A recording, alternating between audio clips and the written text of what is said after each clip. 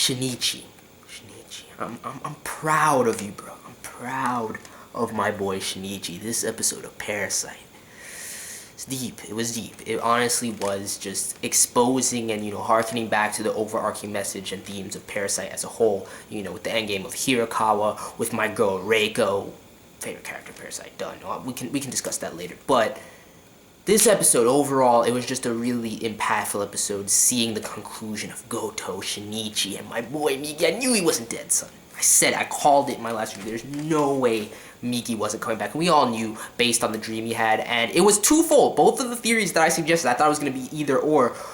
It was both of them. So Migi was alive inside Gotou's body, which is fucking dope as all hell. The way he comes back onto Shinichi's body, kind of weird, I'm not gonna lie.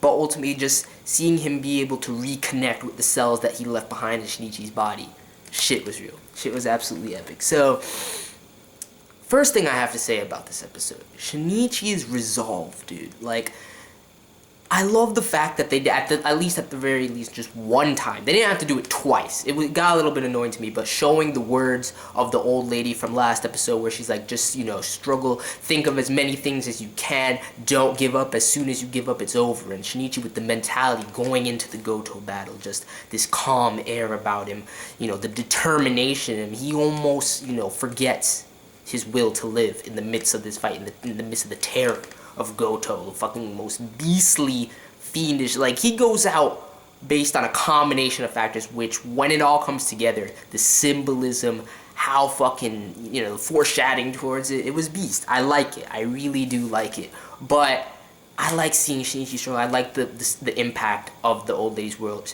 Seeing him, seeing his mind, everything that's taken place. See Murano once again. And hopefully next episode we're going to go into an epilogue of sorts. Although, the thing about it is, I'll talk about it at the end, but Uragami, man, I don't think Uragami can be discarded. He has to come back. And this one last episode, while I would like it to be a peaceful kind of epilogue, what about Uragami? So I can't see him not being brought back in. But let's just dive into this Gotou fight a little bit more and talk about the beginning encounter, dude. Gotou could have honestly taken Shinichi out.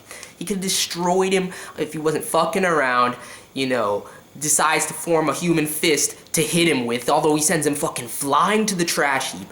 Just dude is tumbling through the air, dude. I was like, oh my god, Shinichi. But Gotou could have pierced him right there and destroyed Shinichi's life. But just seeing Shinichi going from the beginning, he's going hard, just thinking of anything he could. You'd see him take the fucking, block of wood and just bite into it and craft himself a little spear. I'm like, yo, Shinichi's going in, dude. If you had that courage and, that will to, just do whatever damage to him you can from the beginning, you wouldn't have left Migi behind like that. But that's neither here nor there. It was necessary for Migi to be left behind. Let's go further. But if Gotou would have just stabbed him there, it would have been over. Gotou was toying with him a little bit, getting some amusement out of it. And I like the fact that it was this little nail from the trash heap that we saw last episode, harking the symbolism, talking about the pollution of humanity on the planet with these, this fucked up toxic chemicals that have formed based on them burning these plastic, this plastic trash heap and everything like that.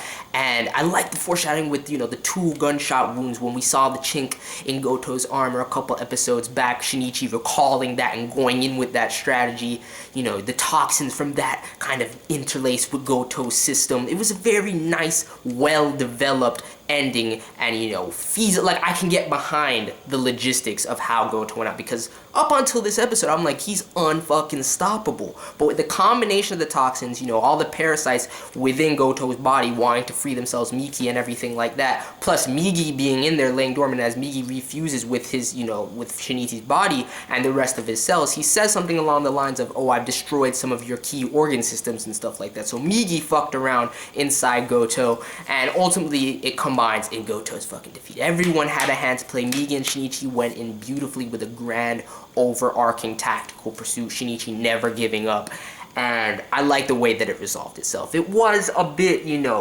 like, it's not over yet, and now it's still going, and it's still going, and it's still going, and now we're on this new scene. I'm just like, okay, it was a bit choppy in the way that the fight progressed, but ultimately, I like the conclusion of it. And just the depth to it, and getting back to the deeper questions of Parasyte with, the darkness within humanity, the very fact that we, if nothing else, are parasites to the earth and we're destroying it slowly, and these kinds of themes that the mangaka of Parasyte and that the series as a whole has been trying to expose, you know, things like that, the very fact that we're just organisms and, you know, trying to survive each and every one of us, and Shinichi not trying to apply the whole debate between Shinichi and Migi at the end of this episode, and Shinichi ultimately deciding to kill Gotou. Like, at first I was like, I understood like the morality in Shinichi to be like, I can't do this. Like, Migi didn't want to do it because at the end of the day, Migi has realized, you know, a sense of human morality as well, gained feelings and emotions for Shinichi on one side and his own race of parasites, and Gotou on the other, similar to Reiko's progression.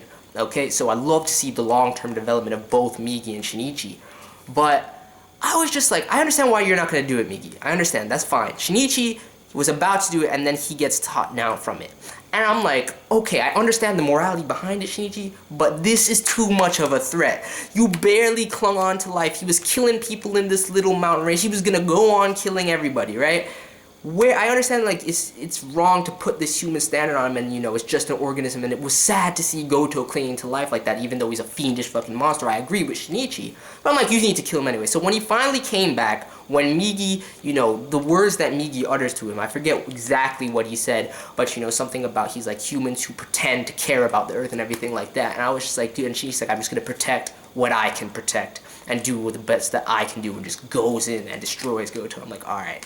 Good shit. At least you had to take him out. After all of that shit, you were gonna tell me that you're gonna leave it up to chance and him 50-50 being able to revive or not?